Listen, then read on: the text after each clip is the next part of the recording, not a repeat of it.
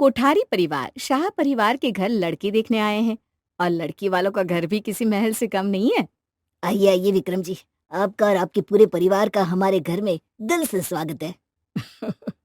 वैसे तो हम बिजनेस के काम से कई बार मिल चुके हैं, लेकिन आज पहली बार आपके घर में इस तरह से मिलना हो रहा है। इसमें भी कोई ईश्वर की मर्जी होगी भाई साहब। आइए बैठकर सब लोग बात करते हैं। जी जी। आप तो मुझे जानती ही हैं, ये है मेरी धर्मपत्नी मोना शाह। जी नमस्ते। हमने कुठारी परिवार के बारे में काफ़ी सुना है। आज आप लोगों से मिलकर बड़ी खुशी हो रही है। जी बहन जी, हमने भी शाह खानदान की परंपरा, उनके मान और शान के बारे में बहुत सुना था। मुझे तो बड़ा अच्छा लग रहा है कि दोनों परिवार आज इस तरह से मिल रहा है। आपने बिल्कुल सही बात कही बहन जी। मैं आपको हमारे परिवार से मिलवाती हूँ। ये मेरे बड़े बेटे बहू अनुराग और दिव्या, ये मेरी बेटी आरती। इसकी भी शादी बड़े ही ऊंचे और अच्छे परिवार में हुई है। जी, आपका परिवार तो काफ़ी प्यारा है। अब हमें लगता है जिस काम के लिए हम सब साथ आए हैं हमें वो काम करना चाहिए। लड़का लड़की को आपस में मिलवा देते हैं। जी, मुझे भी यही लगता है, क्योंकि हम सब तभी बात को आगे बढ़ा सकते हैं जब वो दोनों एक दूसरे को पसंद कर ले। जी, आपकी बात बिल्कुल सही है। मैं अभी मालविका को बुलाकर लाती हूँ। शाह परिवार और कोठारी परिवार दोनों ही राजकोट शहर की जानी मानी हस्तियां थीं। दोनों परिवारों में आज एक नया रिश्ता जुड़ने जा रहा था। मालविका और चिराग एक दूसरे से बात करने के लिए शाह परिवार के गार्डन में आते हैं। मुझे तो समझ में नहीं आ रहा मैं आपसे क्या बात करूं, क्या पूछूं। अगर आपको कुछ पूछना है तो आप पूछिए। मुझे बस इतना जानना था कि आप ये शादी किसी के दबाव में तो नहीं कर रहे ना? नहीं नहीं नहीं, आप बिल्कुल निश्चिंत रहिए। मेरी आज तक कोई गर्लफ्रेंड नहीं रही है कभी। अच्छा, मुझे तो यकीन नहीं हो रहा। आप जैसे इतने हैंडसम लड़की को आज तक कोई मिली नहीं। आपने मुझे हैंडसम कहा इसलिए शुक्रिया। सॉरी, वो मेरे मुंह से यूं ही बात निकल गई। आपको बुरा तो नहीं लगा ना? नहीं नहीं बिल्कुल नहीं। इतनी सुंदर लड़की अगर आपको हैंडसम कहे तो किसे बुरा लग सकता है। मालविका और चिराग ने एक दूसरे को पसंद कर लिया था और उन दोनों के परिवार ने भी उनका रिश्ता तय कर दिया था। रिश्ता तय होते ही शाह परिवार की तरफ से कई सारी मिठाइयाँ और तोहफे कोठारी परिवार के लिए सज गए थे। लेकिन सबसे बड़ा ट्विस्ट था बिरयानी का आना। बहन जी, बाकी सब कुछ तो समझ में आता है, लेकिन आपने बिरयानी क्यों बनवाई है? हमारे शाह परिवार में कोई भी शुभ काम हो, कोई मेहमान आए हो, कोई भी अच्छा काम होने जा रहा हो, तब हमारे यहाँ शाही बिरयानी बनाई जाती है। मेरी सास कहती थी, इससे हमारी शान और इज्जत का पता चलता है। अच्छा, ये तो सच में बड़ी शाही बात बताई है आपने। ये बिरयानी मालविका ने खुद बनाई है या आपने बना के हमें दे दी है आंटी? सच कहूँ तो बिरयानी मैंने ही बनाई है, क्योंकि मालविका अभी तक ठीक से खाना बनाना सीखी नहीं है। लेकिन आंटी, अब तो उसकी शादी तय हो गई और हमारे घर में तो सब कुछ हम अपने हाथों से ही बनाते हैं। क्यों मम्मी जी, आपको क्या लगता है मालविका इतना सब संभाल पाएगी? अरे मोना, जब तुम शादी करके आई थी तब तुम्हें कहाँ कुछ आता था, भूल गई क्या? अरे लेकिन वो, बहन जी आप बिल्कुल चिंता मत करिए। हम मालविका को धीरे धीरे सब कुछ सिखा देंगे, जिस तरह हमने दिव्या को सिखाया है। क्यों, है ना बहू? हाँ वो तो है, लेकिन उसे बिरयानी बनानी तो आनी चाहिए ना। आप ही ने तो कहा कि आपके घर की परंपरा है। जी, मैं उसे शादी से पहले सब कुछ सिखा दूंगी। बहन जी आप बिल्कुल चिंता मत कीजिए, हम मालविका को अपनी बेटी की तरह रखेंगे। हाँ, लेकिन उसे हमारे घर के नियम और रीति रिवाज तो निभाने ही होंगे, आखिर बहू जो ठहरी। जी जी, मैं इस बात का ध्यान रखूंगी। तुम्हें क्या जरूरत है इतना सब कहने की दिव्या? अरे मम्मी जी, आप तो अभी से ही अपनी छोटी बहू के साथ खड़ी होगी। बात साथ देने की नहीं है। जिस तरह तुम इस घर में सेट हो गई, उसी तरह वो भी हो जाएगी। तुम्हें उसकी माँ से इतना सब कहने की क्या जरूरत है? अरे मैंने तो इतने सालों तक रसोई और घर दोनों को संभाला है, और अब मैं अनुराग के साथ ऑफिस ज्वाइन करने वाली हूँ। इसलिए कोठारी परिवार की छोटी बहू को ही सब कुछ संभालना होगा ना। इसलिए मैं उन्हें पहले से समझा रही थी कि उसे सब कुछ समझा के भेजे। अरे धीरे धीरे मैं मालविका को सब कुछ समझा दूंगी। हम्म, मुझे पता है मम्मी जी कि आपको दिव्या कुछ ज्यादा ही पसंद है, लेकिन मैं भी देखती हूँ मालविका किस तरह से कोठारी मेंशन को संभालती है। दिव्या और राधिका के बीच हमेशा से ही कुछ खट्टी मीठी नोकझोंक चलती रहती थी, क्योंकि दिव्या राधिका की बात पर ज्यादा गौर नहीं करती थी और स्वभाव से काफी अलग थी। लेकिन मालविका दिव्या से काफी अलग थी। उसका स्वभाव मीठा और शांत था, जिससे वो किसी के भी दिल में जगह बना लेती थी। मम्मी जी, ये रही आपकी कॉफ़ी। भाभी आपको ग्रीन टी चाहिए होती है ना? और पापा जी आपके लिए लौकी का जूस। भैया और चिराग जी के लिए भी जूस। अभी कुछ ही दिन हुए हैं तुम इस घर में शादी किए हुए मालविका, लेकिन सबकी पसंद पहचान गई हो बेटा। ऐसा लगता ही नहीं है कि तुम नई नई हो इस घर में। सबकी पसंद नापसंद सब कुछ पता है तुम्हें। हाँ, बस खाना ठीक से नहीं बना पा रही है हमारी देवरानी जी। हाँ भाभी, आपकी बात बिल्कुल सही है, लेकिन मैं कोशिश कर रही हूँ। आप देखिएगा कुछ ही दिनों में सब कुछ सीख जाऊँगी।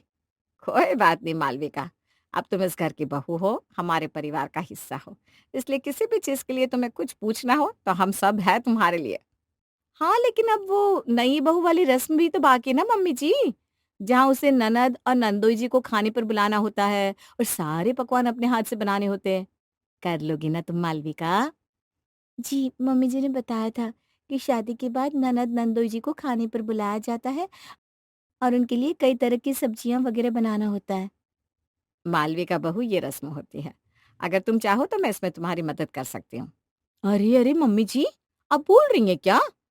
ये सब तो नई दुल्हन को ही बनाना होता है, आप मालविका की मदद नहीं कर सकती। वैसे मुझे भी बुरा लग रहा है कि मैं भी तुम्हारी मदद नहीं कर सकती मालविका, तुम्हें सब कुछ अकेले ही बनाना होगा।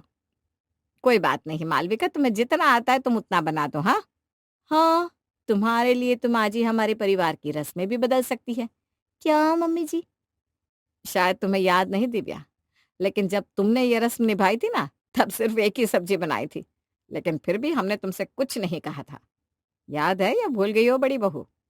जी याद है, हम तो बस मालविका को बता रहे थे कि मम्मी जी बहुत सपोर्टिव है। मम्मी जी, हम सोच रहे थे कि हम शाही बिरयानी बना देते हैं। वैसे भी उसमें सारी सब्जियां पड़ती हैं। इससे अलग-अलग सब्जियां बन जाएंगी और शाही बिरयानी खाने में भी बहुत स्वाद होती है। अच्छा, शाही बिरयानी बनानी आती है तुम्हें? कि बस आसमान में यूं ही तीर चला रही हैं आप देवरानी जी। मुझे माँ ने बिरयानी बनाना सिखाया था, मैं बना लूँगी। हाँ, थोड़ा वक़्त लगता है शाही बिरयानी को बनने में, लेकिन मैं बना लूँगी। हाँ, फिर तो यही सही है कि तुम बना दो शाही बिरयानी। हाँ हाँ, बनाइए देवरानी जी, लेकिन ध्यान से। वो क्या है ना, हमारे दामाद जी की पसंद जरा खाने में ऊंची है, उन्हें ऐसी वैसी चीज पसंद नहीं आती। दिव्या, अब उसे डराना बंद करो। मालविका, तुम अपने हिसाब से जो बनाना है वो बना लो बहू। जी मम्मी जी। दिव्या ने तो पूरी कोशिश की थी कि वो मालविका को नीचे गिरा सके, लेकिन मालविका ने सब कुछ शांति से और प्यार से संभाल लिया और लग गई ननद और नंदोई जी के लिए शाही बिरयानी बनाने में। ये गोभी, आलू, शिमला मिर्च, मटर, टमाटर, गाजर, पनीर सब कुछ काट दिया है। बस अभी इन्हें पकाना होगा। मालविका, तुम्हें कुछ मदद चाहिए बहू? नहीं, नहीं मम्मी जी, ये रस्म नई बहू को करनी होती है ना। आप आराम करिए, मैं सब कुछ कर लूँगी। बिरयानी बनाने में तो काफी मेहनत लगती है, ये मैं जानती हूँ। तुम कुछ और बना लेती बेटा। मेरी मम्मी भी हमारे घर कोई भी मेहमान या अच्छी बात होती ना, तब बिरयानी ही बनाती थी। मैं इस घर में अभी-अभी आई हूँ। यहाँ के तौर तरीके और रस्में निभाना मेरा फ़र्ज़ है। इसलिए मैं कोशिश कर रही हूँ कि मैं आपकी उम्मीदों पर खरी उतर सकूँ। मालविका बेटा, देखो बहू सिर्फ अच्छा खाना बनाने से अच्छी नहीं हो जाती। जिनके मन में ससुराल वालों के प्रति कोई भी कलेश नहीं है, उनके लिए प्यार है, उनके लिए केयर करे, वही एक अच्छी बहू है। बाकी ये सब खाना बनाना, घर के काम करना वो तो कोई भी कर सकता है। मम्मी जी, मैं बहुत लकी हूँ, जो आप जैसी सास मुझे मिली है, जो हमेशा ही मुझे सही रास्ता दिखाती है। चलो अब तुम बिरयानी बना दो और कुछ चाहिए तो मुझे बता देना। हाँ, जी मम्मी जी। बड़ा प्यार है दोनों सास बहू में। लेकिन मैं भी देखती हूँ कि ये आपकी छोटी बहू कितनी अच्छी है और कितने लोगों के लिए बिरयानी बना सकती है। जब ये गुस्सा होकर कहेगी ना, अब बस मैं कुछ नहीं करूंगी, तब समझ आएगा आपको मम्मी जी। हाँ, नहीं तो क्या। मालविका ने बड़े ही प्यार और मेहनत के साथ अपने ननद नंदोई के लिए बिरयानी बनाई और उसकी सजावट पे भी उसने काफी काम किया था। लेकिन जब सबने बिरयानी खाई तो कोई कुछ बोल ही नहीं रहा था, बस मालविका की तरफ देखे जा रहा था। क्या हुआ दीदी, दामाद जी? आपको बिरयानी पसंद नहीं आई क्या? आप कुछ बोल ही नहीं रहे। मैंने तो पहले ही कहा था बातें करना आसान है लेकिन करके दिखाना मुश्किल। देखो, अब दामाद जी ने पहली बार तुम्हारे हाथ का खाना खाया, उसमें भी तुमने गड़बड़ कर दी। सॉरी दीदी, वो मैंने कोशिश तो बहुत की, लेकिन पता नहीं कहाँ कमी रह गई। दामाद जी, मैं आपके लिए कुछ और बनाकर लाती हूँ, रुकिए। अरे ये क्या बना दिया है आपने? हाँ, कहीं आपने बाहर किसी होटल से तो नहीं मंगवाया? अरे नहीं नहीं, मालविका ने 3 घंटे रसोई में मेहनत की है आरती। उसने बहुत मेहनत की इस बिरयानी के लिए। इसीलिए इतनी अच्छी बनी है। सच कह रहा हूँ, मैंने आज तक इससे अच्छी बिरयानी कभी नहीं खाई। क्या? बिरयानी अच्छी बनी है? अरे अच्छी नहीं, बेस्ट बनी है भाभी। मैं तो खुद को और खाने से रोक नहीं पा रहा हूँ। जब नई बहू रसोई बनाती है तो ननद उसे शगुन देती है, लेकिन आज तो मेरा मन कर रहा है कि आपको सब कुछ ही दे दूं। आरती, तुम मालविका को वो सोने की अंगूठी दो जो हमने अभी अभी ली है। नहीं नहीं दीदी, इसकी कोई जरूरत नहीं, सच में आप लोगों की तारीफ ही मेरे लिए बहुत बड़ा तोहफा है। मैं भी तो खाकर देखूं कि आखिर इस बिरयानी में ऐसा है क्या। वाह बालको, सच में ये तो शाही बिरयानी है, क्या स्वाद है। मालविका, आज तो आरती नहीं, हम सब तुम्हें कुछ ना कुछ देना चाहते हैं। मांगो, क्या मांगना है? नहीं भैया, मुझे सच में कुछ नहीं चाहिए। आप लोगों को बिरयानी पसंद आई, वही मेरे लिए सब कुछ है। थैंक यू मेरी इतनी तारीफ करने के लिए। जो जिस काबिल होता है उसे वो तो मिलना ही चाहिए। ऐसा तो क्या सोने की बिरयानी बनाई है जो सब लोग उसे चांद देने को तैयार है। अब देखती हूँ ऐसी बिरयानी ये कितनी बार बना लेती है। मालविका की तारीफ सुनकर दिव्या की जलन और भी ज्यादा बढ़ गई थी। अब वो हर अगले दिन किसी न किसी को घर बुला लेती और मालविका से बिरयानी बनवाने लगती। सुबह से रसोई में हो मालविका, क्या बात है? और आज फिर से बिरयानी क्यों बना रही हो? वो भाभी की सहेलियां आ रही है और उन्होंने कहा कि बिरयानी बना दो उनके लिए। उस दिन ऑफिस से कुछ लोग आए थे, उससे पहले पापा जी के दोस्तों के लिए तुमने बिरयानी बनाई थी। रोज रोज 3-3 4-4 घंटे तो तुम्हारी इसी में चले जाते हैं। वो तो है, बिरयानी बनाने में वक्त तो लगता है, लेकिन अब आए हुए मेहमान को ना भी तो नहीं कर सकते ना। उनकी खातिरदारी तो हमें करनी चाहिए। हाँ लेकिन मालविका, तुम्हारा आधे से ज्यादा दिन तो बिरयानी बनाने में चला जाता है। उस दिन चिराग भी नाराज हो गया था कि तुम उसके साथ वक्त नहीं बिताती हो। क्या करूं मम्मी जी, अब कह दिया है बिरयानी बनाने को तो मना भी तो नहीं कर सकती। अच्छा, चलो ठीक है, बिरयानी ही बनाओ, लेकिन जैसी मैं कहती हूँ ना वैसी आज बनाना दिव्या की सहेलियों के लिए, ठीक है? ठीक है, बताइए मम्मी जी क्या करना है। इस बार राधिका ने मालविका को एक नई तरह की बिरयानी बनाने को कहा और मालविका ने वैसी ही बिरयानी बनाकर दिव्या की सहेलियों के सामने रख दी। तेरे देवरानी को मानना पड़ेगा, सच में कितनी बार हमने उसके हाथ की बिरयानी खाई है, लेकिन आज तक मन नहीं भर रहा है। हाँ, बात तो सही है। अगली बार तो मैं अपने बेटे और बेटी के लिए भी ले गई थी बिरयानी, उन्हें भी बहुत पसंद आई थी। अरे उसे एक ही चीज तो आती है अच्छी बनाने। मैं भी देखती हूँ कितनी बार बनाती है बिरयानी, कभी ना कभी तो उल्टा जवाब देगी ही। और नहीं तो क्या। अरे नहीं दिया तो तुम लोग एंजॉय करना उसके हाथ की बिरयानी। वैसे भी बहुत मेहनत लगाती है बिरयानी बनाने में, उसका पूरा दिन तो उसी में निकल जाता है। बात तो सही है, तेरा तो दोनों में फायदा ही है देखा जाए तो। हमारी दिव्या जिठानी होने का पूरा फायदा उठा रही है। अरे चलो चलो, अब शुरू करो बिरयानी। ये क्या है, छोले बिरयानी? इसमें ना कोई सब्जी है, ना पनीर, ना ही काजू। ये क्या बनाया है इसने आज? मालविका, मालविका, जी भाभी। ये तुमने आज छोले बिरयानी क्यों बनाई है? वो भाभी, मैंने सोचा सब लोग एक जैसी बिरयानी खाकर थक गए होंगे ना, तो आज मैंने ये छोले बिरयानी बनाई है। अरे लेकिन ये तो, अरे वाह, छोले बिरयानी तो मुझे बहुत पसंद है। अच्छा किया जो तूने छोले बिरयानी बनाई है। आज के बाद ना यही बनाना जब भी दिव्या बहू को बिरयानी खानी हो तो, या फिर किसी को खिलानी हो तो, है ना? जी माँ जी, ठीक है। विशाखा जी, मैं आपके लिए पैक भी कर दूं छोले बिरयानी? नहीं नहीं, इसकी कोई ज़रूरत नहीं है, आज मुझे वैसे भी कहीं जाना है। ठीक है, फिर आप सब लोग एंजॉय कीजिए छोले बिरयानी, हम चलते हैं। हाँ, आ जाओ बहू। छोले बिरयानी तो हमें नहीं खानी दिव्या, हम चलते हैं, हम किसी और दिन आएंगे। और जब तू वो वेज वाली बनाएगी ना तभी बुलाना। अरे रुको तो, हम चलते हैं। इसने मुझे उल्टा जवाब भी नहीं दिया जिससे मैं इसे गलत साबित कर सकूं, और ये छोले बिरयानी बनाकर बच भी गई। मम्मी जी, मालविका और राधिका हंसने लगे। देखा छोले बिरयानी का कमाल। हाँ मम्मी जी, छोले बिरयानी तो बन भी गई आधे घंटे में, ज़्यादा मेहनत भी नहीं लगी। लेकिन दिव्या भाभी की सहेलियों को पसंद नहीं आई शायद बिरयानी। हाँ तो अच्छा है ना, अगली बार तुमसे कहेंगी ही नहीं बिरयानी बनाने को। बहू, अच्छा होना अच्छी बात है, लेकिन किसी और को अपनी अच्छाई का फायदा उठाने देना ये गलत बात है। थैंक यू मम्मी जी, अगर आप ये छोले बिरयानी का आइडिया नहीं देती तो मैं तो रसोई में यही बनाती रह जाती। अब ये बिरयानी का चक्कर छोड़ो और आज चिराग के साथ कहीं घूमने चली जाओ। हम तो आज भाई छोले बिरयानी ही खाएंगे। जी मम्मी जी।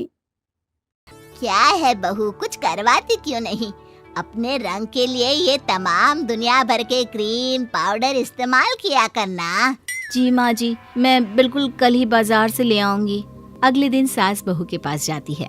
ये ले, बेसन का घोल है, लगा ले चेहरे पर। और हाँ, सूखने के बाद रगड़ कर निकाल देना, गोरी हो जाएगी 10 दिन में। एक दिन पड़ोसन आती है। क्या बात है रमा बहन, बहू का रंग तो बड़ा दबा दबा है। क्या मजबूरी थी ऐसी है? हमें भी तो बताइए।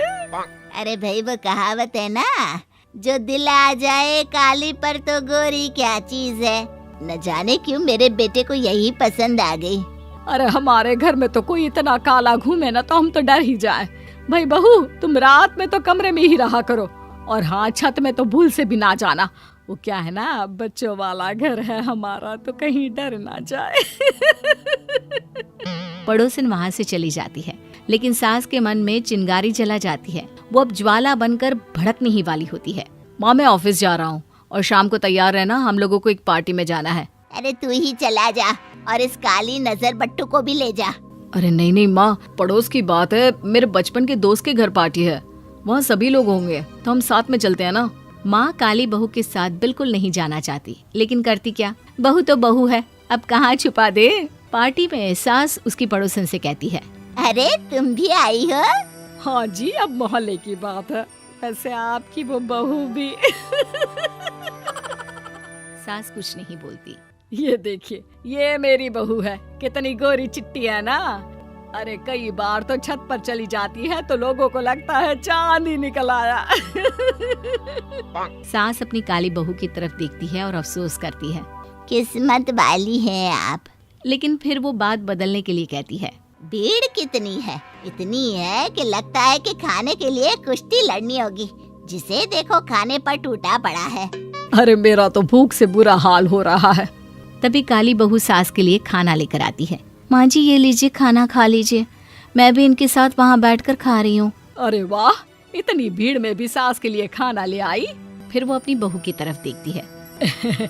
मैं भी अपनी बहू को ही बोलती हूँ कि वो खाना लेकर आए। बूढ़ी हो गई हूँ मैं, अब ज्यादा दम मुझ में भी नहीं रहा। लेकिन ये क्या, गोरी चांद का टुकड़ा बहू तो खुद ही खाना खाने में लगी थी, सास की कोई चिंता ही नहीं। अरे ओ गौरी, जरा मेरे लिए खाना लेकर आ जा, इतनी भीड़ में मेरी सांस फूलती है। अरे हाँ, यही काम रह गया है ना।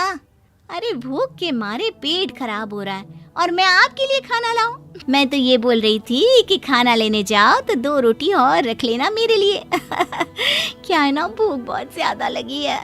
लगता है आपका चांद ढल रहा है। चलो जो भी है, मेरी बहू में गुण तो है कि सास की सेवा कैसे की जाती है वो तो जानती है। सभी पार्टी से घर आते हैं। एक रोज सास के पास उसकी बहन का फोन आता है। अरे विमला, तूने मेरा नया घर तो देखा ही नहीं, कल आ जाना, साथ बैठते हैं, बातें करते हैं। अरे कैसे आऊं? बेटा सुबह ऑफिस जाता है, घर में मैं और बहू ही तो होते हैं। अरे तो बहू को लेकर आ जा। अच्छा चल बताती हूँ। वो क्या है ना, मेरी बहू काली है, उसे लेकर जाना। अरे कैसी बात करती हो दीदी, काला गोरा क्या होता है, इंसान अच्छा होना चाहिए। और फिर तुम्हारी बहू तो तुम्हारा बहुत ख्याल रखती है। हाँ हाँ, ये बात तो सही है, कमी तो कोई नहीं रखती, बस कालापन जरा दूर हो जाता। सास बहू को लेकर बहन के घर जाती है, जहाँ बहन का बेटा कहता है, अरे मौसी क्या बात है, बड़े दिन बाद आई और ये साथ में किसे लेकर आई हो? तभी दूसरा बेटा कहता है, मौसी, नए घर के लिए हमें नजर बट्टू चाहिए, आप अपनी नौकरानी को ही छोड़ दो हमारे घर में। सास का मुंह शर्म से झुक जाता है। तभी वहाँ मौसी आ जाती है। अरे आओ आओ बहन आओ, तो ये है हमारी बहुरानी, भले काली है लेकिन नए नक्श तो गड़े हुए हैं। काली बहू पहली बार अपनी तारीफ सुनकर खुश हो जाती है। आओ बहू आओ। अरे बहन, तुम्हारी बहू नहीं दिख रही, बाहर बेटे तो कौवे की तरह कौं कौं कर रहे थे। अरे मेरी दोनों बहुएं जब सुन लेती है ना कि कोई आ रहा है तो ऐसे गायब हो जाती है कि काम ही ना करना पड़े। ओहो, मतलब आज भूखे जाना होगा? अरे नहीं नहीं, भले ही अब काम नहीं होता इस शरीर से, लेकिन बहन को भूखा थोड़ी ना भेजूंगी। रुको, मैं किचन से कुछ बना कर लाती हूँ। अरे नहीं नहीं मौसी जी, आप बैठिए ना, मैं खाना बना लेती हूँ। वैसे भी आप दोनों काफी समय बाद मिल रही हैं, बैठिए बातें करिए। मौसी सास काली बहू के व्यवहार से खुश हो जाती है। दोनों बातें करने बैठ जाती है और बहू खूब सारा अच्छा खाना बनाकर टेबल पर लगा देती है। अरे ओ कमलेश, नीलेश, आओ देखो, भाभी खाना बनाकर टेबल पर लगा दी है, आओ खा लो। सभी बैठकर खाना खा रहे होते हैं कि कमलेश बोलता है, अरे कितना स्वादिष्ट खाना है, इतना अच्छा खाना तो मैंने पूरे जीवन में नहीं खाया। हम लोगों को माफ कर दो भाभी। नहीं नहीं, मेरे रंग को लेकर अक्सर ऐसा होता है, मुझे तब बुरा भी नहीं लगता। खाइए खाना। बड़ी किस्मत वाली हो दीदी, जो ऐसा खाना रोज खाने मिलता है। यहाँ तो सब्जी उबाल कर नमक ही डल जाए तो सोचो गनीमत है। हाँ माँ, अब देखो ना कैसे भाग गई हैं। मेहमान आ रहे हैं ये सुनकर, लेकिन जब लौट कर ये स्वादिष्ट खाना खाएंगी तब पता चलेगा कि उन दोनों के चले जाने से हमें कितना फायदा हुआ। अरे वाह भाभी, सच्ची में मजा आ गया खाना खाकर। वो घर के अंदर जा ही रहे होते हैं कि फिर वही पड़ोसन मिलती है। क्या बात है, सास बहू बड़ी घूम रही है, काली बहू लेकर इतना घूम रही हो, गोरी होती तो क्या करती। पड़ोसन का पोता भी काली बहू पर जोर से हंसता है। आंटी कितनी काली है। तभी काली बहू अचानक से उस बच्चे के पास जाती है और उसके कंधे पर हाथ रख देती है। पड़ोसन कुछ समझ पाती कि एक जंगली कुत्ता जो बच्चे को काटने वाला था वो बहू को काटकर चला जाता है। अरे बहू, ये क्या किया? इस बदतमीज बच्चे को बचाने के चक्कर में अपना हाथ कुत्ते से कटवा लिया। चल डॉक्टर के पास चल। आंटी बहुत अच्छी है, ये मुझे नहीं बचाती तो मेरे मांस को ये कुत्ता पूरा नोच लेता। I am sorry aunty. कोई बात नहीं बेटा, बस ये बताओ आपको चोट तो नहीं आई? बहू मुझे माफ कर दे, मैं न जाने क्या क्या बोलती रही, लेकिन तूने कभी पलट कर जवाब भी नहीं दिया। सॉरी बहू। शादी करो तो बराबर के घर पर लालच में आकर शादी बेमेल हो जाए तो घर घर नहीं रह जाता, वो बन जाता है पागल खाना। कैसे? देखिए, शादी तो कर दी पापा ने शहर में, लेकिन ये नहीं कि 4-5 खाट लगवा देते आंगन में। वैसे आंगन ही नहीं है इन लोगों के घर में, वो क्या कहते हैं, बालकोनी। बालकोनी में ही खाट लगवा देते। क्या हो गया, काहे हंसी जा रही हो जोकर की तरह? आदत है वो तो हमारी, हम खड़े खड़े कुछ सोचते हैं फिर हंसने लगते हैं। बताया नहीं था क्या पापा ने? पूछा ही नहीं था तो क्या बताएंगे। वो तो कल्लू जिसने शादी कराई थी उसने बोला पापा तुम्हारे करोड़ों रखे हैं, फिर क्या ही पूछना था। तभी सास आ जाती है। ए रमेश, क्या बका जा रहा है? करोड़ों का लड़का भी तो दिया है जो करोड़ों लिया है, तो चल बहू खाना बना ले। बीवी सास की बात सुनकर हंसने लगती है। वो खूब हंसती है। अरे रमेश, जोक सुना दिए क्या हम, जो ये हंसी जा रही है? देखिए सासू माँ, खाना बना लेंगे, कोनो बड़ी बात ना है, लेकिन आज नहीं, आज तो हम लोगों के गांव से सरपंच की टोली इंस्पेक्शन के लिए आने वाली है। वो क्या है ना, गांव से किसी भी लड़की की शादी शहर में होती है तो वो देखने जाते हैं कि घर बार ठीक है ना, तभी पैसे की किस्त दी जाती है। देखा नहीं, सामान नहीं खोला है मैंने, क्या पता वापस जाना पड़ जाए तो। सास हैरान, पति परेशान। बात तो सही है, करोड़ों की किस्त का समय आ गया है। शादी में तो सिर्फ 20,000 दिए इसके माँ बाप ने। ये कहा कि देखेंगे, लड़की ठीक रही तो करोड़ों की किस्त बांध देंगी। अरे माँ पता तो करो, बेटी कैसे खुश रहती है, करे कुछ हम भी। तभी सर खुजाते दोनों के बीच में रिद्धि आकर खड़ी हो जाती है। वो क्या है ना, सुबह उठकर हम इक्कड़ दुक्कड़ खेलते हैं। इक्कड़ दुक्कड़ ये क्या होता है बहू? अरे चाक से जमीन में बॉक्स बनाओ, आप बाहर से पत्थर लेकर आओ, एक पैर से पत्थर को बॉक्स पे फेंको और कूदो। ये क्या माँ, ये घर के अंदर नहीं, ये बाहर खेला जाता है। हाँ तो चलो ना, बाहर चलते हैं, वैसे भी अच्छा लगेगा, बाहर तो हवा भी अच्छी चल रही है। हाँ हाँ बहू, लेकिन ये बार बार ना तू ही ना किया कर, बाहर वाले लोग समझेंगे कि तू पागल है। पागल? ये शब्द सुनते ही बहू जोर जोर से रोने लगती है।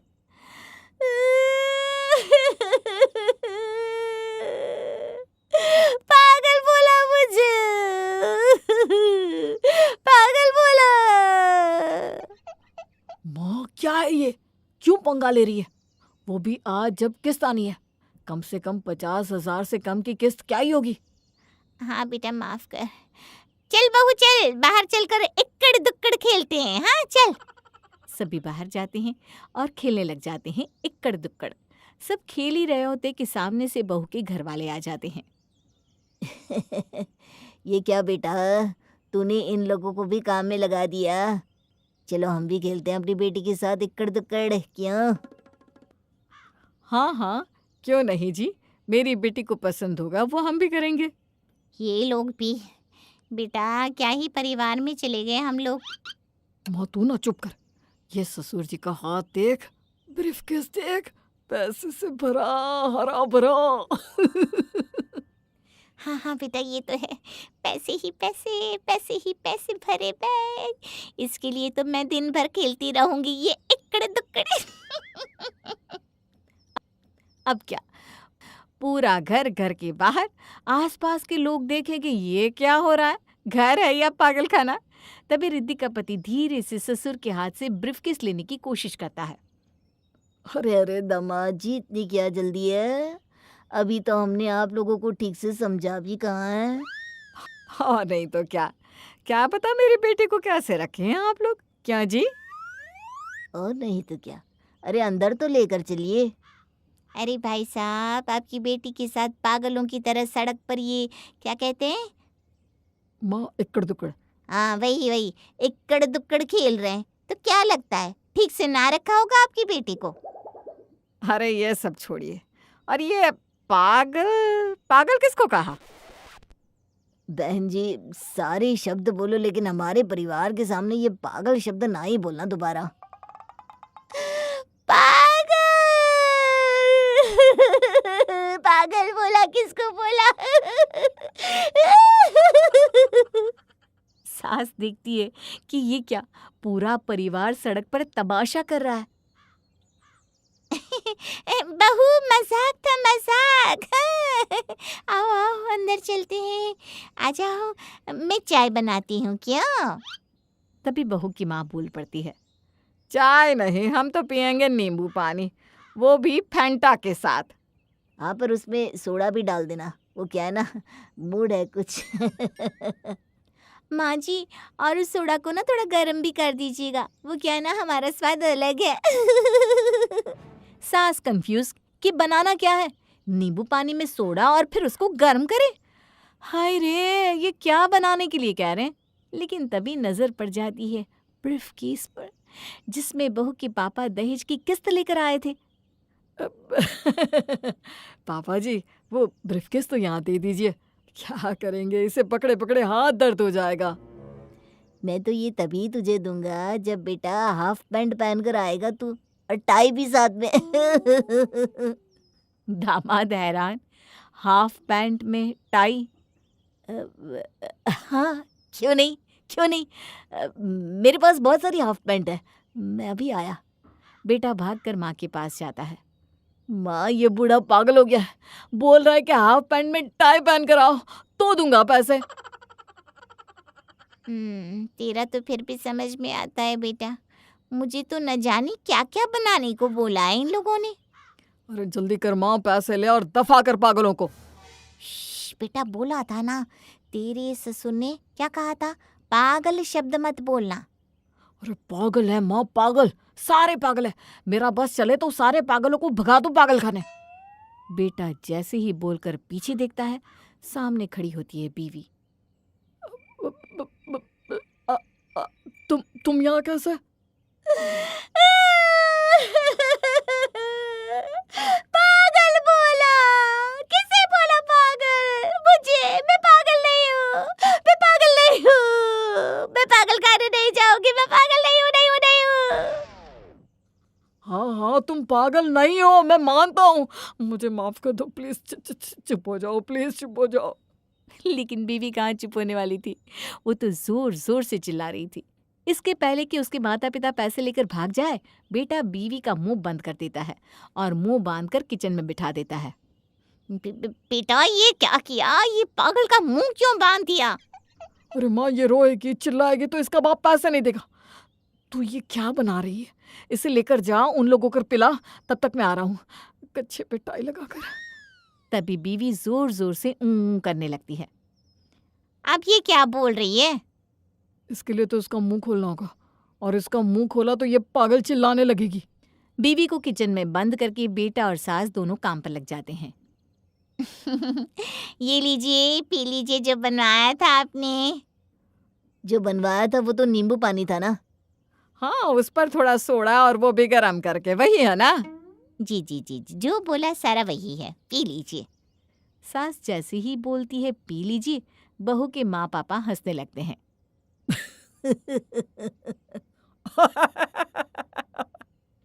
क्या हो गया? दौरा पड़ा है क्या? क्या कहा? दौरा? दौरा कहा जी, इन्होंने दौरा। तभी बेटा आ जाता है, छोटी से पैंट के ऊपर टाई लगाकर। जी, वो मुझे देखकर कह रही थी कि मैं ऐसा लग रहा हूँ जैसे किसी दौरे पर जा रहा हूँ, है ना माँ? हाँ बेटा, आप जो बोले वही सही है। लाइए ये पी लीजिए और ये ब्रीफकेस दे दीजिए। ये तो हम लोग नहीं पियेंगे, ये तो आप और दामाद जी पियेंगे। वो क्या है ना, आप लोग हमारी बेटी के टेस्ट को कितना समझ पाए हैं, ये देखना चाहते थे हम। क्या जी? जी जी बिल्कुल बिल्कुल। चलो दवाई खा लेते हैं, हम दोनों की दवाई का वक्त हो गया है। खैर किसी तरह सास और पति वो पीते हैं। माँ, क्या था ये? जो था बेटा पी लेना, पैसे के लिए ये पीना ही पड़ेगा। तभी बहू की माँ, मेरी बेटी कहाँ है? वो क्यों नहीं दिखाई दे रही? बेटा और सास घबरा जाते हैं। वो सो रही है। वो क्या है ना, आपको तो पता है आपकी बेटी का, कभी कभी सो जाती है। हाँ वो तो है। तो लाइए, ये ब्रीफकेस में जो लाए हैं हमें दे दीजिए और आप अपना रास्ता नाप लीजिए। क्यों? हाँ हाँ क्यों नहीं, पहले हम दवाई तो ले ले। आओ भाग्यवान, बेटी होती तो वो भी ले लेती दवाई। दोनों मियाँ बीवी पास के सॉकेट में उंगली डालकर स्विच ऑन कर देते हैं। दोनों को झटके लगते हैं और फिर वाह, मजा आ गया। सारे तार दिमाग की एक जगह हो गए। ससुर दामाद को देखकर हंसने लगता है। ये क्या पहन रखा है दामाद जी ने? मतलब आपने ही तो बोला था ये पहनने के लिए। इन्होंने? अरे कैसी बात करे दामाद जी, आपकी दिमागी हालत ठीक तो है ना? दौरे वौरे तो नहीं पड़ते ना आपको? खैर बेटी कहाँ है हमारी? ये सब तमाशा जो कि इतनी देर से चल रहा था देखकर सास का पारा हाई हो जाता है और वो चिल्लाने लगती है। क्या मजाक बना रखा है? हाँ, जो लाए हो ब्रीफकेस में दो और निकलो। और कोई बेटी बेटी नहीं है यहाँ, चलो निकलो। बेटी का पिता सास को चिल्लाता देखकर डर जाता है। वो जल्दी से ब्रीफकेस खोलता है। अंदर से एक कच्छा, एक बनियान और एक गमछा, साथ में टूथब्रश दामाद को देता है। वो क्या है ना बेटा, हम लोगों के घर रिवाज है, शादी के अगले दिन ये सारा सामान हम होने वाले दामाद को देते हैं। अच्छा तुम ये पकड़ो, हम चले। और ये जो दवाई हमने ली ना, वो हमारी बेटी को भी दे देना। अतुल और प्रिया की शादी को अभी 4 दिन भी नहीं हुए थे कि अपना इतना बड़ा जॉइंट ससुराल देखकर ही प्रिया के नखरे शुरू हो जाते हैं। आ गए आप, कब से आपका इंतजार कर रही थी। आखिर ऐसा भी क्या हो गया जो तुम मेरा इंतजार कर रही थी? मैं सोच रही थी कि हमारी शादी को 2 दिन हो गए, मैंने बहू के नाते अपनी पहली रसोई भी कर ली। अब हम हनीमून पर कब जाएंगे? और मैं चाहती हूँ हम दोनों जल्दी से कुछ दिन के लिए हनीमून पर जाएं और वहां से आकर परिवार वालों से अलग हो जाए। अलग हो जाए? ये तुम क्या कह रही हो? तुम्हारा दिमाग ठीक तो है ना? तुमने ऐसी बात सोची भी कैसे? प्रिया जैसे ही अलग होने की बात करती है, अतुल प्रिया के ऊपर भड़क जाता है। अतुल की नाराजगी देखकर प्रिया भी अतुल से नाराज हो जाती है और अपने दिल की भड़ास निकालने लगती है। मेरा दिमाग ठिकाने पर ही है, और मेरी बात कान खोलकर सुन लो, मैं रोज रोज इस घर में नौकरों की तरह काम नहीं कर सकती। मैं कोई नौकरानी नहीं हूँ जो 10 लोगों का खाना अकेली बनाऊं। मैं जॉइंट परिवार में नहीं रह सकती। हम हनीमून से आकर अलग हो जाएंगे बस। अभी हमारी शादी को 4 दिन भी नहीं हुए और इन 2 दिनों में ही मेरा परिवार तुम्हें खटकने भी लगा। और अलग रहने का इतना ही शौक है तो तुम यहाँ से जा सकती हो। हर हनीमून के सपने तो अब तुम भूल ही जाओ। क्या कहा तुमने? मैं यहाँ से चली जाऊं? अरे मैं क्यों जाऊं? तुम मुझे ब्याह कर लाए हो इस घर में। मैं घर की बहू और तुम्हारी बीवी हूँ। मैं कहीं नहीं जाने वाली और मुझसे पल्ला झाड़ने की ना कोशिश भी मत करना। बीवी हूँ तुम्हारी। प्रिया की अजीबो गरीब तरह की बातें सुनकर अतुल को बहुत गुस्सा आता है और वो अपना बिस्तर लेकर बाहर सोने के लिए चला जाता है। अब इसी तरह से कुछ दिन बीत जाते हैं और एक बार फिर प्रिया के सर पर अलग होने का भूत सवार हो जाता है। अतुल देखो, मैं और बर्दाश्त नहीं कर सकती। तुम उस दिन मुझसे नाराज हो गई थी, इसलिए मैंने कोशिश की इस परिवार के साथ रहने की, पर 1 महीना हो चुका है। मैं नहीं रह सकती तुम्हारे परिवार के साथ। तुम्हारा परिवार मेरे लायक है ही नहीं। मेरा परिवार तुम्हारे लायक नहीं है या तुम मेरे परिवार के लायक नहीं हो? गलती की मैंने तुम जैसी औरत से शादी करके, जिंदगी बर्बाद हो गई मेरी। क्या कहा तुमने? तुम्हारी जिंदगी? अरे ये बात तो मुझे बोलनी चाहिए। प्रिया बोल ही रही होती है कि अतुल अपना ऑफिस का बैग उठाकर ऑफिस के लिए निकल जाता है। अब प्रिया भी अतुल की इन हरकतों से परेशान हो जाती है और अपनी माँ को फोन करती है। माँ, तुमने कैसे घर में मेरी शादी कर दी? जानती भी हो इस घर में कौन कौन है? सास, ससुर, जेठ, जेठानी, देवर, ननद, इतना बड़ा परिवार। माँ, मैं और एडजस्ट नहीं कर सकती इस घर में। अरे नाराज क्यों होती है? दामाद जी को अपनी मीठी मीठी बातों में फंसा और नौकरी के बहाने या किसी भी बहाने कहीं और शिफ्ट हो जा। अतुल को तो तू ही समझा सकती है। अतुल तेरा पति है, तेरी बात जरूर सुनेगा। मैं भी किससे शिकायत कर रही हूँ जिसने मुझे खुद कुएं में धकेला।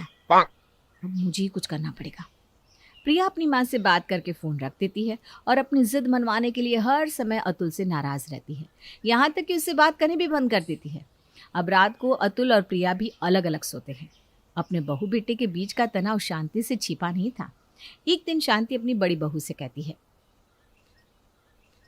आरती बहू, मुझे कुछ ठीक नहीं लग रहा। कुछ दिनों से अतुल और प्रिया एक दूसरे से बात नहीं कर रहे और अतुल भी कमरे से बाहर सो रहा है। माँ हुई होगी कुछ बात, पति पत्नी के बीच की बात है। आप बीच में ना पड़े तो अच्छा रहेगा, इग्नोर कीजिए। आरती अपनी सास को सारी बातें नज़रअंदाज करने के लिए कहती है और खाना बनाने की तैयारी करने लगती है। तभी वो देखती है कि प्रिया आराम से सोफे पर बैठकर फ़ोन में गेम खेल रही है। उसे खाली बैठा देख आरती उसे अपनी मदद के लिए बुलाती है। प्रिया, तुम खाली बैठी हो ना? सारा दिन या तो कमरे में रहती हो या फ़ोन में। अरे कभी कमरे की दुनिया से बाहर निकलो और परिवार के साथ बैठो, तभी तो घुल मिल पाओगी परिवार के साथ और अपने ससुराल वालों को पहचान पाओगी। चलो आज ना तुम मेरी थोड़ी मदद करवा दो खाना बनवाने में। माफ करना जेठानी जी, पर मुझे खाना बनाना नहीं आता। माँ ने मुझे बस इतना ही खाना बनाना सिखाया था जिससे मैं अपनी पहली रसोई कर सकूं, इसलिए यू कैरी ऑन। प्रिया अपनी जिठानी को उल्टा जवाब देकर वहां से चली जाती है। बेचारी आरती और शांति तो बस देखते ही रह जाते हैं। इसी तरह प्रिया हमेशा घर वालों से उखड़ी उखड़ी रहती और किसी से सीधे मुंह बात भी नहीं करती।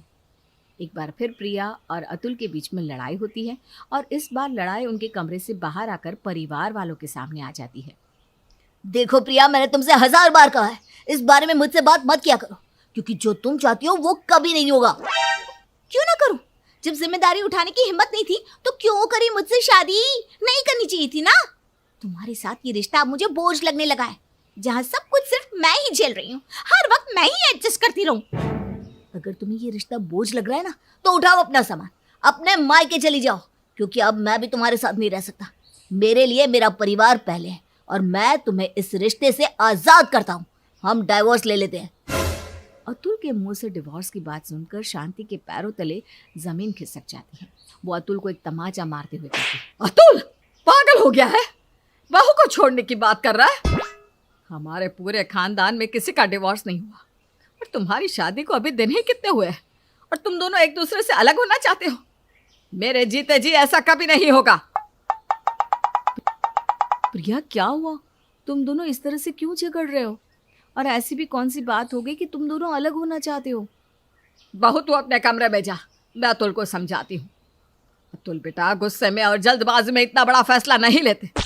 अगर बहू किसी चीज की जिद कर रही है तो तुझे उसे पूरा करना चाहिए। बहू का हक है कि वो अपने पति से नाराज हो, उससे गुस्सा हो, उसके सामने जिद करे। माँ अब नहीं जानती कि प्रिया मुझसे क्या चाहती है, उसकी जिद क्या है। मैं उसकी सारी जिद पूरी करने को तैयार हूँ माँ, पर मैं अपने परिवार को छोड़ने के लिए तैयार नहीं हूँ। प्रिया मुझे आप लोगों से दूर करना चाहती है। क्या? प्रिया इतनी खतरनाक लड़की है? अरे 4 दिन नहीं हुए इस लड़की को घर में आए और हमारा घर तोड़ना चाहती है। माँ ये क्या हो रहा है? कैसी लड़की आ गई इस घर में? दीदी आप तो चुप ही रहो, आप ही मेरे पति के कान भरती हो ना, तभी तो वो इस परिवार से अलग नहीं होना चाहते, और मैं इतने बड़े परिवार के साथ रह नहीं सकती। तुम सब शांत हो जाओ भगवान के लिए। इस घर की बड़ी मैं हूं और मैं अभी जिंदा हूं, इसलिए इस घर के फैसले भी मैं ही करूंगी। प्रिया बहू, तो हम सबसे अलग रहना चाहती है ना? ठीक है, जिसमें मेरी बहू की खुशी मैं उसी में खुश हूँ। वैसे भी सारे बच्चे अपने माँ बाप के साथ नहीं रहते। तुम दोनों जहाँ रहना चाहते हो रहो, पर हमेशा खुश रहो। और अतुल बेटा, ये तेरी जिम्मेदारी है कि तू बहू को हमेशा खुश रखे। पर माँ देख रही हो प्रिया, तुम अपनी जिस सास से नफरत कर रही हो, जिससे अलग होना चाहती हो, वो अब भी अपने बारे में ना सोचकर तुम्हारी खुशियों की परवाह कर रही है। अगर तुम्हें अब भी थोड़ी सी शर्म बची है ना, तो अपनी इज्जत को छोड़ दो, क्योंकि अपने परिवार को छोड़ने के बाद मैं तुम्हारे साथ तो रहूंगा, पर मेरा दिल मेरे इसी घर में रहेगा, अपने परिवार के साथ। देखो प्रिया, मैं नहीं जानती कि तुम मेरे बारे में क्या सोचती हो, पर जब परिवार एक साथ रहता है तभी घर में खुशियाँ होती हैं। वो कहावत तो तुमने सुनी होगी, एकता में बल होता है। अतुल सामान पैक करने लगता है। अपनी सास की अच्छाई और उनकी बातें सुनकर प्रिया को अपनी गलती का एहसास होता है और उसे रियलाइज़ होता है कि उसे कितना अच्छा परिवार मिला है। इसके बाद प्रिया अपने घर वालों से माफ़ी मांगती है और अलग होने की अपनी सोच बदल लेती है। आशा ने बेटे को गांव से बाहर भेजा और बेटे ने शहर जाते ही नौकरी के साथ साथ शादी भी कर ली और अपनी बीवी के साथ शहर में ही रहने लगा। पर जब माँ को पता चला कि उसके बेटे विवेक ने शादी कर ली है तो उससे रहा नहीं जाता और वो अपने बेटे को फ़ोन करती है। बेटा, तूने तो शादी कर ली और खुद शहर में बस गया, कभी माँ के बारे में सोचा ही नहीं। आज तक मैं अपनी बहू से मिल भी नहीं पाई हूँ। माँ आप फिक्र मत करो, अब बहुत जल्दी अपनी बहू से मिल लोगी। अरे रहने दे, अगर तुझ पर विश्वास किया ना तो तू कभी मुझसे मिलने ही नहीं आएगा। इसलिए मैंने फैसला किया है कि मैं खुद शहर आऊँगी और कुछ दिन तुम्हारे साथ रहूँगी और अपनी बहू से अपनी सेवा भी करवाऊँगी। अब जैसे ही विवेक को पता चलता है कि उसकी माँ गांव से आ रही है तो उसके तो पसीने छूट जाते हैं और वो अपनी माँ से बात करने के बाद परेशान होकर सपना से कहता है, सपना, माँ आ रही है। किसकी माँ? मेरी माँ तो यहीं रहती है। अरे यार, मेरी माँ आ रही है, वो भी गांव से।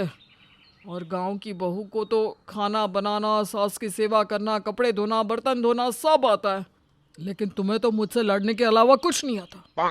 देखो, माँ आ रही है, इसलिए तुम माँ के सामने मेरा नाम भी मत ले लेना, वरना माँ मुझको लेकर यहाँ से चली जाएगी और तुम्हें यहीं छोड़ देगी। क्या सासू माँ आ रही है? हमने तो घर में नौकरानी रखी है, हम तो अपना पेट भरने के लिए खाना भी नहीं बना पाते, मैं माँ जी का खाना कहाँ से बनाऊंगी? देखो, मुझे घर का कोई काम नहीं आता विवेक, तुम ही सोचो अब मैं क्या करूं। अब सपना को जैसे ही पता चलता है कि उसकी सास आ रही है तो उसकी हालत देखने लायक हो जाती है, क्योंकि सपना को कोई काम ही नहीं आता था और उसकी सास गांव की रहने वाली थी। आखिर गांव की सास तो बहुओं से ही सारा काम कराती है। यही सोच सोच कर सपना और विवेक का बुरा हाल हो रहा था। तभी वहाँ सपना की नौकरानी कमला ताई आती है। आका भाई मैम साहब, आज मेरी तबीयत कुछ ठीक नहीं है, इसलिए मैं ना जल्दी घर जाएगी, जाते टाइम पर किचन मत करना। हाँ कमला, अब मैं कभी किचन नहीं करूँगी, क्योंकि मैंने सोच लिया है कि मैं खुद घर के सारे काम करना सीख लूँगी। तुम्हें ना अब कल से आने की ज़रूरत नहीं है। आका भाई मैम साहब, मुझसे कोई गलती हो गई क्या मैम साहब? आपको मेरी बात बुरी लग गई? अगर मैं इधर काम नहीं करेगी तो किधर जाएगी? तुम अपने लिए कोई दूसरा घर देख लो या कुछ महीनों का इंतज़ार कर लो, क्या पता दोबारा मैं तुम्हें ही बुला लूँ। और क्या पता घर के काम सीखने के बाद मैं शायद तुम्हें कभी याद ही ना करूं। आखिर मेरी सासू माँ जो आ रही हैं, अपना घर बचाने के लिए मुझे घर के काम तो सीखने ही पड़ेंगे ना। तुमने घर का काम वैसे बहुत अच्छा किया मेरे लिए। अब जाओ और कल से मत आना, हाँ? इतना बोलकर सपना अपने पास वाली पड़ोसन के घर जाती है और अपनी दुख भरी कहानी उससे बताती है। विनीता यार, अब तू ही कुछ कर सकती है। तू तो एक परफेक्ट बहू है जो अपनी सास, ससुर, पति, बच्चे, ननद सबको संभालना अच्छे से जानती है। मैं तो यहाँ अपने पति को ही नहीं संभाल पाती, सास को कैसे संभालूंगी? और मेरी सास ना गांव से है। अगर मुझसे एक भी गलती हुई तो कोई विवेक को लेकर अपने साथ ना चले जाए। मैं कितना ही क्यों ना लड़ लूं, पर मुझे विवेक के साथ ही रहना है। सास के आने का इतना डर किसी के अंदर मैं पहली बार देख रही हूँ। अरे पर तू फिक्र मत कर, तू ना बिल्कुल सही घर में आई है। मैं तुझे घर का एक एक काम करना सिखा दूंगी। छोटी से छोटी, बड़ी से बड़ी हर चीज़ मैं तुझे चुटकियों में सिखा दूंगी। विनीता की बात सुनकर सपना का डर थोड़ा कम होता है और उसकी परेशानी भी अब कम हो जाती है। अब अगले ही दिन से विनीता सपना के घर जाकर उसे घर की साफ सफाई करना सिखाती है। माफ़ करना सपना, लेट हो गई, पर क्या करूँ, मेरे घर में भी तो काम रहता है ना। पर तेरे घर को देखकर तो लग ही नहीं रहा कि तूने किसी भी काम को हाथ लगाया है। अगर मैं घर के काम खुद करना जानती तो तुझे थोड़ी ना बुलाती। अब जल्दी से बता कैसे क्या करना है। विनीता सपना को सबसे पहले झाड़ू लगाना और घर की सफाई करना सिखाती है। कुछ देर बाद पोछा लगाना, और इस तरह से अब कभी विनीता सपना के घर जाकर उसे काम सिखाती तो कभी सपना खुद विनीता के घर जाकर काम सीखती। अरे वाह सपना, तुम तो बहुत कम दिनों में सारा काम सीख गई हो। अब जब तुम्हारी सास आएगी ना तो तुमसे बड़ी खुश हो जाएगी। यही तो चाहिए। अगले हफ्ते ही मेरी सास आ रही है। वैसे सब कुछ अच्छे से हो जाए और मेरी सास को ना शिकायत का कोई मौका ना मिले। सपना बहुत खुश थी ये सोचकर कि उसे घर का सारा काम करना आ चुका था। और अगले हफ्ते जैसे ही आशा अपने बहू के घर आती है तो सपना अपनी सास को खुश करने के लिए घर के कामों में लग जाती है और अकेली ही सुबह से शाम तक घर के काम करती और अपनी सास की सेवा भी। माँ जी, आज मैंने आपकी पसंद का खाना बनाया है। विवेक जी ने मुझे बताया था आपको खाने में क्या पसंद है। और ये खाना खाने के बाद मैं आपको आपकी दवाई दे दूंगी, उसे आप ना दूध के साथ ले लेना। हाँ बहू, मैं खा लूँगी दवाई और खाना भी, पर पहले विवेक को भी तो आने दे, फिर सब साथ में खाएंगे। ठीक है, जैसा आप कहें। वैसे विवेक जी ना थोड़ा लेट आएंगे। अरे कोई बात नहीं बहू, मैं अपने बेटे विवेक का इंतज़ार करने के लिए तैयार हूँ। अब आशा विवेक के आने का इंतज़ार करती है और विवेक के आने के बाद पूरा परिवार एक साथ बैठकर खाना खाता है। खाना खाने के बाद विवेक अपने कमरे में आराम करने के लिए चला जाता है, पर सपना सोने से पहले सारे बर्तन और रसोई की सफाई करने लगती है। ये देखकर आशा को बहुत गुस्सा आता है, पर वो कुछ नहीं कहती। और अगली सुबह भी जब आशा अपनी बहू को घर के काम करते हुए देखती है तो वो अपने बेटे पर गुस्सा करने लगती है। नालायक कहीं का, बहू क्या इस घर की नौकरानी है जो तू हर समय बहू से ही काम करवाता है? रात को भी मैंने देखा खाना खाकर आराम से तू सोने के लिए चला गया और मेरी बहू 12 बजे रात देर तक घर के काम करती रही। बेशर्म कहीं का, तो घर में नौकरानी नहीं रख सकता था या बहू के घर के कामों में मदद नहीं करवा सकता था? मेरी बहू कुछ नहीं करेगी।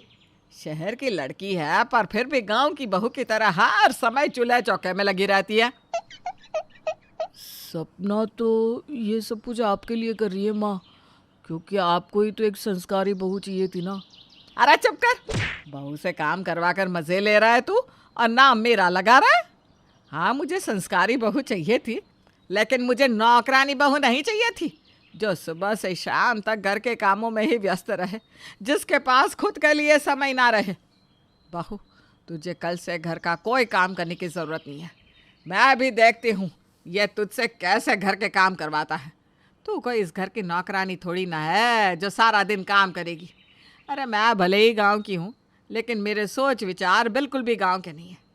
तू शहर की है, शहर की, इसलिए शहर वाले तौर तरीके रख, ना कि गांव वाले। पर माँ जी। अरे पर कुछ नहीं, मैंने कह दिया ना तो कुछ नहीं करेगी, मतलब कुछ नहीं करेगी। और तू आज से ही नौकरानी की तलाश में लग जा। ठीक है माँ, मैं आज शाम तक ही नौकरानी का इंतजाम कर देता हूँ। आशा विवेक की अच्छे से क्लास लगाती है। बेचारे विवेक और सपना ये सब देखते ही रह जाते हैं, क्योंकि उन्होंने जो सोचा था ठीक उसका उल्टा होता है। ये देखकर दोनों शादी के बाद अच्छे ससुराल का सपना लेकर हर लड़की पति के घर आती है, लेकिन क्या हो जब असलियत कुछ और ही निकले। सासू माँ, ये हर महीने कौन आता है जिसे आप पैसे देती हैं? कौन है वो? अरे चुप कर, तू अपना काम कर। ये घर के मसले में ना दखल मत दिया कर, समझी? वही अच्छा रहेगा तेरे लिए। बहू पति से पूछने की कोशिश करती है। देखो राधा, मुझे भी नहीं पता कि माँ किसे पैसे देती है और क्यों। ना मैंने कभी देखा और ना कभी मैंने पूछा। अरे लेकिन पूछिए ना, आप नौकरी करते हैं, पैसे लाते हैं, तो माँ किसे दे रही है ये तो पता होना चाहिए ना। राधा की बात पति भी टाल देता है। एक दिन, का दीदी, सास कहाँ है आपकी? वो तो मंदिर गई हैं। क्यों, क्या कुछ हुआ क्या? कुछ चाहिए तुम्हें? बताओ। नहीं ना दीदी, हमरे को कुछ नहीं चाहिए। पर आपके पापा ने काहे शादी कर दी इस घर में आपकी? आप तो दिखने में भी कितनी अच्छी है, सुंदर है। अरे तो ये लोग भी तो अच्छे हैं, सुंदर है, बड़ा मकान, इकलौता लड़का, अच्छी कमाई, और क्या चाहिए? पर दीदी, आप तो इनकी दूसरी औरत है ना। पहली शादी की बात इन लोगों ने आपको बताई तो है ना। राधा के पैर के नीचे से ये सुनकर जमीन खिसक जाती है। वो रोने लगती है कि सांस आ जाती है।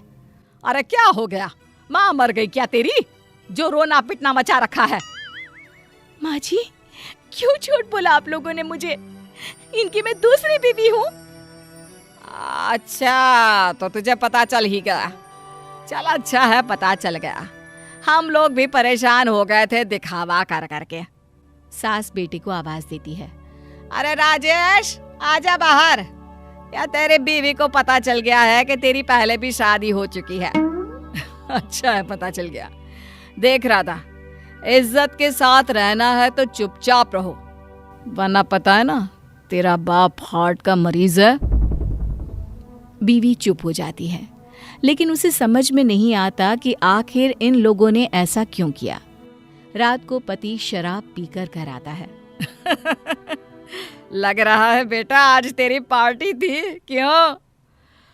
नहीं माँ, आज खुशी में नहीं गम में पी रखी है। वो क्या है ना, आज एक भी मुर्गा नहीं फंसा तो तेरे बेटे को कोई कमाई नहीं हुई। हाय रे, नजर लग गई मेरे लाल को। कोई बात नहीं, कल देख लेना बेटा। अरे कोई ना कोई तो फंसी जाएगा तेरे जाल में। अच्छा हाँ बेटा, कल ना वो मकान मालिक आने वाला है, पैसे है ना देने के लिए? राधा माँ बेटे की बात सुन लेती है। वो समझ जाती है कि जिस मकान को उन लोगों ने अपना बताया था, वो मकान भी किराए का है। अगले रोज, माँ जी, ये मकान तो आप लोगों ने किराए पर लिया है, लेकिन मेरे पापा से तो आपने कहा था कि मकान आपका है। और क्या क्या झूठ बोले हैं, अभी से बता दीजिए। अरे तेरी जबान तो फिर चलने लगी। रुक, करती हूँ तेरा इलाज। सास बहू को पकड़कर एक कमरे में बंद कर देती है। ना उसे कुछ खाने को देती है, ना पीने को। बहू रोने लगती है। माँ जी, मुझे भूख लगी है, मुझे माफ कर दे। ऐसे तो मैं मर जाऊंगी। मैं किसी से कुछ नहीं कहूंगी। मुझे सिर्फ एक गिलास पानी दे दीजिए।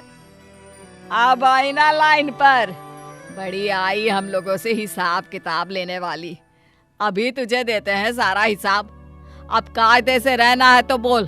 घर का सारा काम करेगी, बाहर जाने की और अपने घर वालों को फोन पर मिलने की तो सोचना भी मत, समझी? राधा रोने लगती है। सोचती है कि उसके पिता ने शादी करने से पहले इन सारी बातों का पता क्यों नहीं लगाया। लेकिन अब किसी को कोसने से क्या फायदा, शादी तो हो चुकी है। मुझे सब मंजूर है, मुझे बस एक गिलास पानी दे दीजिए। सास दरवाजा खोलती है, उसे पानी देकर घर के सारे नियम समझा देती है। रात को पति से राधा पूछती है, आपने अपनी पहली बीवी क्यों छोड़ी? क्या हो गया था? और आप क्या काम करते हैं जो कल ऐसी बात कर रहे थे। पहली, मैंने तो 3 बीवी छोड़ी है। वो क्या है ना, किसी काम की नहीं थी वो मेरे लिए। तुम भी लग रही हो ज्यादा चल नहीं पाओगी। राधा, जिसका दिमाग पहले ही ससुराल से हट चुका था। हाँ हाँ, मैं कहाँ चल पाऊंगी। वैसे काम क्या करते हैं आप, ये भी बता दीजिए। और ये रोज रोज पीते क्यों हो? देखो, ज्यादा बीवी बनने की कोशिश मत करो। और हाँ, जहां तक सवाल है काम का, लोगों को धोखा देकर पैसा लूटते हैं हम लोग। कोई प्रॉब्लम है? राधा समझ जाती है कि पूरी शादी ही धोखे की थी, लेकिन क्या करती, कोई ना कोई समाधान तो निकालना ही था। देखिए, आप पढ़े लिखे हैं, दिखने में अच्छे हैं, फिर क्यों ऐसा काम करते हैं? हम अच्छे से जिंदगी जी सकते हैं। देखिए, मैं साथ दूंगी आपका, बस ये गलत काम छोड़ दीजिए। पति राधा को देखता है और रोने लगता है। क्या हो गया, क्यों रो रहे हैं? जानती हो, इंजीनियर था मैं, अच्छा खासा कमाता था, अच्छी जिंदगी थी, पर माँ ने सब खराब कर दिया। ये आपकी असली माँ है? नहीं, मेरी माँ तो बहुत अच्छी है, वो तो कभी मुझसे ऐसे काम नहीं करवाती। अब राधा समझ जाती है कि माजरा क्या है। देखिए, हम एक अच्छी जिंदगी जी सकते हैं। मैं पापा से बात करूंगी, बस कल से आप ऐसे काम मत करिए। राधा पति को प्यार से सुनहरे भविष्य का सपना दिखाती है और पति मान जाता है। अगले रोज सास कमरे के दरवाजे पर चिल्लाती है। बहू, ओ बहू, कहाँ हो? अरे चाय क्या तेरी माँ बना कर लाएगी? बहू बाहर आती है, सास को चाय बनाकर देती है और फिर खाना बनाने लग जाती है। इतनी सुबह सुबह खाना, क्या तेरे घर वालों का लंगर है? तभी पति तैयार होकर बाहर आता है। नहीं माँ, वो मेरे लिए लंच बना रही है। मैं आज से नौकरी फिर से ज्वाइन कर रहा हूँ। अरे कैसी बात कर रहा है? अरे जो मोटा पैसा धोखाधड़ी में है, वो पूरे महीने काम करके कहाँ बेटा? राधा झट से बोल पड़ती है। लेकिन क्या फायदा ऐसे पैसे का जो कभी भी आपको जेल भेज दे? सुकून की जिंदगी भी तो होनी चाहिए ना। सास गुस्सा हो जाती है। अच्छा, तो ये है सारी फसाद की जड़। क्यों री, क्या पट्टी पढ़ाई है तूने मेरे बेटे को? राधा सास की बात को इग्नोर करती है और काम पर लग जाती है। पति को ऑफिस भेजने के बाद, देखिए माँ जी, अगर आप हम लोगों के साथ रहना चाहती हैं तो अच्छे से रहिए, वरना जो भी काले काम ये कर रहे थे वो सब आपके नाम से थे। और फिर आप जानती है ना, बहू जो बोलती है पुलिस तो वही मानती है। अरे वाह, एक दिन हुआ कमरे से निकले, इतनी जबान चल रही है। मैं जैसा कहूंगी मेरा बेटा वैसा ही करेगा। आपका बेटा नहीं है वो, नकली माँ हो आप, मुझे सब पता चल गया है। अच्छा, तो तुझे ये भी पता चल गया? रुक, अभी बताती हूँ। सास बहू को पकड़कर एक बार फिर कमरे में बंद करने की कोशिश करती है, लेकिन इस बार मामला उल्टा हो जाता है। बहू सास को कमरे में धक्का देकर कमरा बंद कर लेती है। माँ जी, अब अंदर ही रहिएगा। बिना पानी खाना के जब अकल ठिकाने आ जाए तो बता दीजिएगा। राधा बाहर जाकर अपने घर वालों को सारी बात फोन पर बता देती है। वो लोग राधा के ससुराल आ जाते हैं। भूख की मारी सास बहू से लाख माफी मांगती है। राधा के पिता दरवाजा खोल देते हैं। मुझे माफ कर दो, राजेश मेरा सगा बेटा नहीं है। मैंने तो उसका सिर्फ इस्तेमाल ही किया।